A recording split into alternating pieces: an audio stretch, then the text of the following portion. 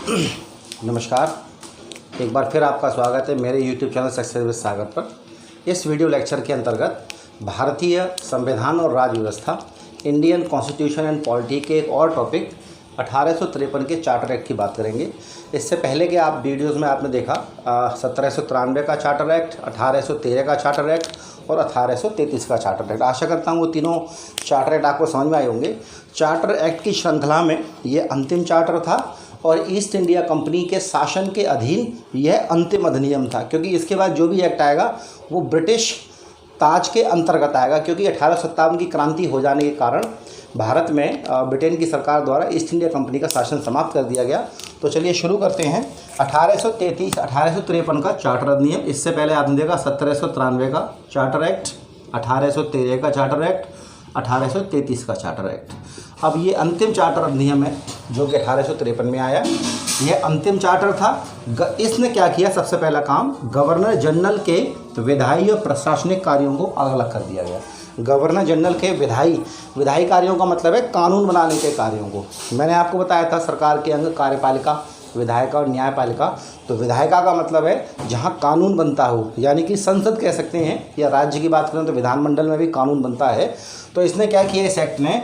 Governor general of India, क्योंकि 1833 के charter act के द्वारा बंगाल के गवर्नर जनरल को भारत का गवर्नर जनरल कहा जाने लगा है। और बना कौन है सबसे पहला? लॉर्ड विलियम बेंटिक सबसे पहले भारत के गवर्नर जनरल बने हैं। तो गवर्नर जनरल के विधायी मतलब कानून बनाने संबंधी कार्य और प्रशासनिक कार्यों को अलग अलग कर दिया।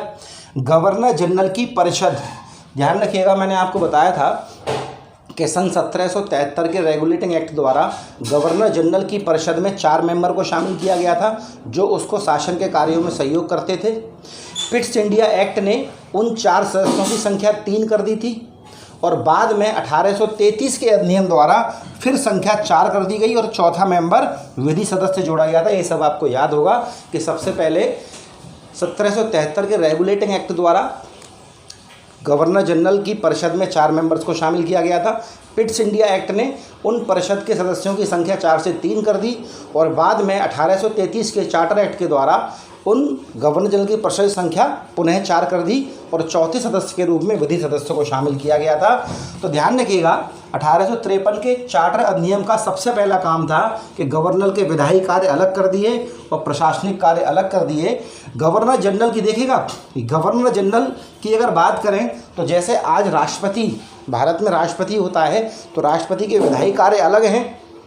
जब कानून बनता है तो कानून बनने का मतलब विधायी कार्य, विधायिका संबंधी कार्य। तो राष्ट्रपति की भूमिका अलग होती है कि कानून जब लोकसभा राज्यसभा से पास हो जाएगा तब राष्ट्रपति अपने साइन करेगा, कानून बन जाएगा। और चूंकि राष्ट्रपति केंद्र सरकार का प्रमुख होता है इसलिए उसके प्रशासनिक कार्य अलग होते हैं। तो भारत के संविधान में वही व्यवस्था आज भी है कि राष्ट्रपति के विधायी कार्य अलग हैं, जब वो कानून बनाने के लिए विधेयक पर साइन करता है, और प्रशासन संबंधी कार्य अलग हैं जब वो केंद्र सरकार का प्रमुख होता है, क्योंकि कार्यपालिका का प्रमुख कौन होता है? केंद्र में राष्ट्रपति। इसी तरह से इस एक्ट ने गवर्नर जनरल के विधायी और प्रशासनिक कार्यों को अलग अलग कर दिया। गवर्नर जनरल की परिषद, कौन सी परिषद?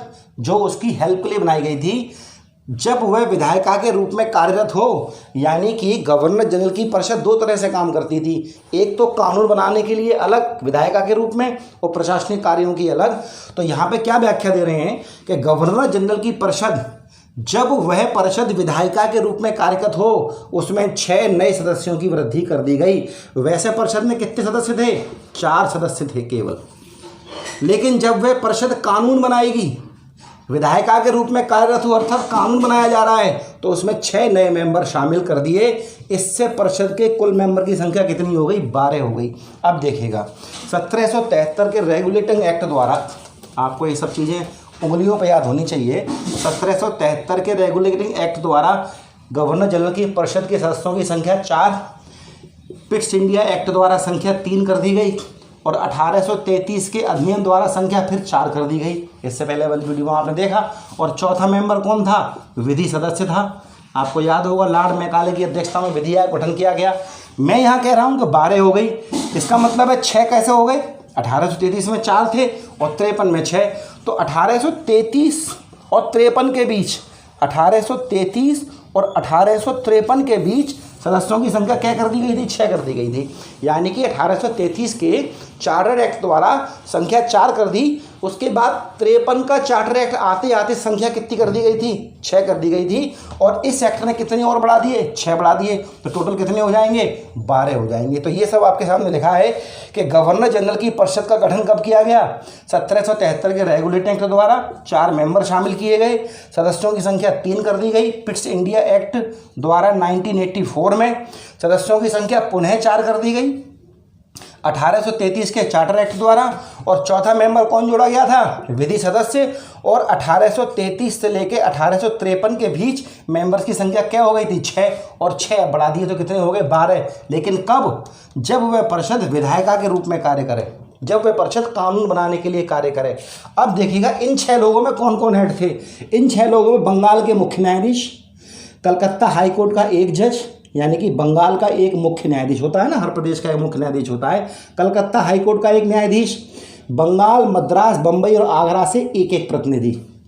यानी कि जब कानून बनाने की प्रक्रिया होगी गवर्नर जनरल के अंडर में, तब परिषद में क्या मेंबर होंगे? 6। इससे पहले कितने थे? 53 में 33 वाले एक्ट में कितने थे? 4। और 33 से 53 के बीच कितने हो गए? 6। लेकिन वो 6 मेंबर कब? जब वो प्रशासन का काम करेगा। लेकिन जब कानून बनाएगा गवर्नर जनरल की परिषद एक विधायिका के रूप में कार्य करेगी, तो मेंबर कितने हो जाएंगे? 6। और 6 नए जोड़ दिए। और जो 6 नए जोड़े कौन कौन से थे? बंगाल का मुख्य न्यायाधीश, कलकत्ता हाई कोर्ट का एक न्यायाधीश, बंगाल, मद्रास, बम्बई और आगरा के। तो टोटल 6 हो गए ना। तो टोटल कितने हो जाएंगे? 6 ये और 6 पहले, तो कितने हो गए? 12।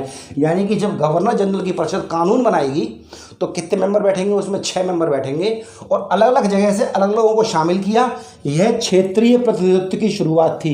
यानी कि ब्रिटिश इंडिया के अलग अलग एरिया से अलग अलग लोगों को शामिल किया जाना, इसका मतलब क्या है? यह क्षेत्रीय प्रतिनिधित्व की शुरुआत थी। देखिएगा क्षेत्रीय प्रतिनिधित्व क्या होता है, मैं आपको एग्जाम्पल समझाता हूँ। वर्तमान में कानून कहाँ बनता है? केंद्र सरकार में, संसद में बनता है ना। जब कानून बनता है तो वोटिंग होती है, और वोटिंग में लोग कानून के पक्ष में होते हैं और कानून के खिलाफ होते हैं। तो वोटिंग कौन करता है? सारे एमपी करते हैं। और हर एमपी अलग अलग क्षेत्र से है। तो कानून बनने में अलग अलग क्षेत्र के लोगों का, यानी कि अलग अलग क्षेत्र के एमपी, भाई मान लीजिए अलीगढ़ का एमपी है तो अलीगढ़ के लोगों को रिप्रेजेंट कर रहा है, नहीं कर रहा है। मान लीजिए ग्वालियर का एमपी है तो ग्वालियर के लोगों का रिप्रेजेंट कर रहा है, नहीं कर रहा है। तो जब कानून बनेगा तो इन सभी क्षेत्र के एमपी क्या करेंगे? वोटिंग करेंगे, पक्ष में या विपक्ष में।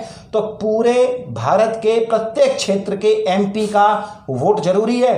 और ये क्या कहलाता है? क्षेत्रीय प्रतिनिधित्व। के कानून बने तो देश के प्रत्येक क्षेत्र के लोगों का उसमें मत होना चाहिए कि कानून बनेगा या नहीं बनेगा। इसी को कहते हैं क्षेत्रीय प्रतिनिधित्व। और यही शुरुआत थी इसके द्वारा कि जब कानून बनाया जा रहा था गवर्नर जनरल की परिषद के द्वारा 1853 के एक्ट के द्वारा, तब 6 और लोग शामिल किए जाते थे गवर्नर जनरल की परिषद में, जो बंगाल से थे 2 लोग, जिसमें एक मुख्य न्यायाधीश बंगाल का, एक कलकत्ता हाई कोर्ट का न्यायाधीश, बंगाल, मद्रास, बम्बई और आगरा से एक एक प्रतिनिधि। तो यानी कि यह एक क्षेत्रीय प्रतिनिधित्व की शुरुआत थी। अगला पॉइंट, परिषद द्वारा बनाए गए कानूनों को अधिनियम बनाने के लिए गवर्नर जनरल की अनुमति आवश्यक थी। आज भी क्या होता है, जैसे आप देखते हैं कि संसद में सरकार कोई कानून बनाए, संसद में कोई कानून बनाती है सरकार, तो लोकसभा से पास होता है वो कानून, फिर राज्यसभा से होता है। मैं एक साधारण कानून की बात कर रहा हूँ। कुछ कानून पहले राज्यसभा में जाते हैं, कुछ कानून केवल पहले लोकसभा में जाएंगे। लेकिन एक नॉर्मल कानून की अगर बात करें तो वो लोकसभा राज्यसभा किसी में जाएगा पहले, और यहाँ से पास होने के बाद राष्ट्रपति के पास जाता है, और राष्ट्रपति जब साइन कर देगा अपने, तब वो कानून क्या होता है? अधिनियम बन जाता है ना। इसी तरह से यहाँ आप देखिएगा कि परिषद ने कोई कानून बना लिया, 6 मेंबर, ये 6 पहले से, लेकिन ये कानून जब तक अधिनियम नहीं बनेगा, जब तक गवर्नर जनरल की अनुमति आवश्यक, जब गवर्नर जनरल अपनी अनुमति ना दे दे। और गवर्नर जनरल को क्या शक्ति प्राप्त थी? वीटो शक्ति। तो आप देखते हैं राष्ट्रपति को भी आजकल कौन सी शक्ति प्राप्त है? वीटो शक्ति प्राप्त है। वीटो का मतलब ये होता है, साधारण तौर पर समझिए कि 4 लोग हैं और किसी एक बात पर 3 लोग सहमत हैं और चौथा व्यक्ति है वो मना कर दे, तो नॉर्मल कंडीशन में 3 हाँ कह रहे हैं, 1 ना कह रहा है, तो 3 की बात मानी जाएगी। लेकिन अगर चौथे व्यक्ति को वीटो शक्ति प्राप्त है तो चाहे 3 कहें चाहे 2 कहें, अगर उस अकेले ने मना कर दी तो कैंसिल हो जाएगा मामला। इसे कहते हैं वीटो शक्ति, कि 4 लोगों में से किसी एक ने भी मना कर दी तो पूरा मामला खारिज हो जाएगा, भले ही 3 उस पर एग्री हो। इसे वीटो शक्ति कहते हैं। तो गवर्नर जनरल की परिषद ने अगर कानून बना दिया और गवर्नर जनरल ने अनुमति नहीं दी है, तब तक वो कानून अधिनियम नहीं बनेगा, लागू नहीं होगा। और गवर्नर जनरल को क्या शक्ति प्राप्त थी? वीटो। हो सकता है कि 12 में से परिषद के मेंबर 12 थे ना, 12 में से 12 एग्री हों, लेकिन गवर्नर जनरल मना कर दे तो वो कानून नहीं बनेगा। ये वीटो शक्ति प्राप्त है, याद रखिएगा। यही वीटो शक्ति आज की डेट में राष्ट्रपति को प्राप्त है। 3 तरह की होती है, राष्ट्रपति के चैप्टर में चर्चा करेंगे। लेकिन आप यहाँ देख रहे हैं कि किस तरह से ये जो पुराने एक्ट थे, इन्हीं एक्टों से कुछ ना कुछ हमारे भारतीय संविधान में आज भी मौजूद है। तो आपने देखा, सबसे पहला काम ये अंतिम चार्टर एक्ट था। दूसरा काम, गवर्नर जनरल के विधायी और प्रशासनिक कार्य अलग कर दिए। प्रशासनिक कार्यों के लिए 6 मेंबर थे ही परिषद में, लेकिन जब कानून बनाएंगे तो 12 मेंबर हो गए। 12 में 6 लोग यहाँ से आ गए, आपके सामने लिखा हुआ है सब। और अगर उस परिषद ने कानून बनाया है तो गवर्नर जनरल की अनुमति आवश्यक थी। बिना गवर्नर जनरल की अनुमति के वह कानून लागू नहीं हो सकता। और गवर्नर जनरल कौन शक्ति प्राप्त थी? वीटो शक्ति प्राप्त थी। अगला पॉइंट लास्ट है इसमें, कंपनी के कर्मचारियों की नियुक्ति के लिए सीधी भर्ती की जगह खुली प्रतियोगिता। अब तक क्या होता था इस एक्ट से पहले कि ईस्ट इंडिया कंपनी में जो बढ़िया पद थे, महत्वपूर्ण पद थे, उन पे ज़्यादातर अंग्रेज़ों को ही रखा जाता था, ज़्यादातर इंग्लैंड के ही लोगों को रखा जाता था। और कंपनी क्या करती थी? इंग्लैंड के लोगों को नॉमिनेट कर दिया करती थी, उनका नाम दे दिया करती थी कि इस बंदे को इस पोस्ट पर बिठा दो।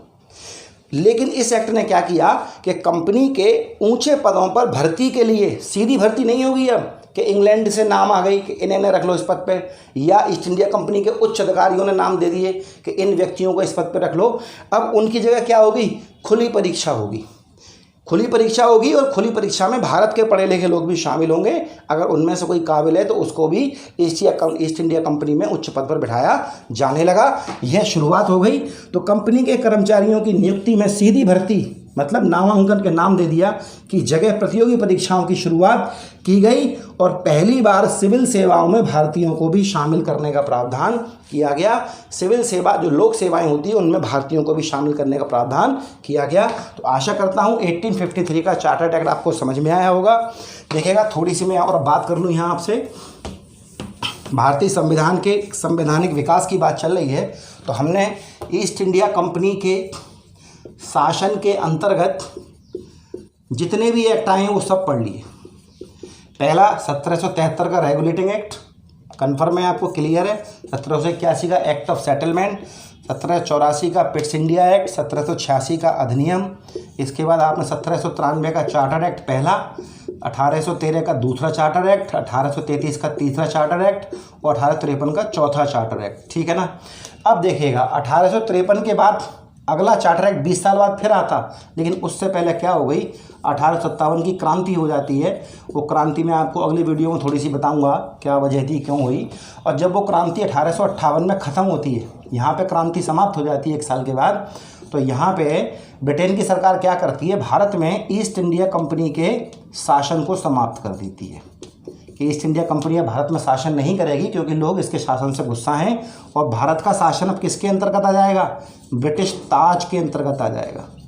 ब्रिटिश ताज के अंतर्गत आ जाएगा, यानी कि ब्रिटेन की महारानी अब सीधे सीधे इंडिया में अपने प्रतिनिधि के द्वारा राज करेंगी। ईस्ट इंडिया कंपनी का कोई मतलब नहीं है। तो ब्रिटिश ताज के अंतर्गत अब अधिनियम आएंगे। तो पहला अधिनियम आएगा 1858 का भारत शासन अधिनियम। अब इसके बाद जो अधिनियम पढ़ेंगे वो सब किसके अंतर्गत आएंगे? ब्रिटिश ताज के अंतर्गत आएंगे। तो ईस्ट इंडिया कंपनी की शासन व्यवस्था इसके बाद समाप्त हो जाती है और इसके बाद जितने भी एक्ट हम पढ़ेंगे वो पढ़ेंगे ब्रिटिश ताज के अंतर्गत। आशा करता हूँ ये सब आपको समझ में आया होगा। नेक्स्ट वीडियो में बात करेंगे 1857 की क्रांति की, थोड़ा सा ओवरव्यू लेंगे और उसके बाद बात करेंगे 1858 के भारत शासन अधिनियम की। वीडियो कैसा लगा कमेंट सेक्शन में जरूर बताएं। Thank you.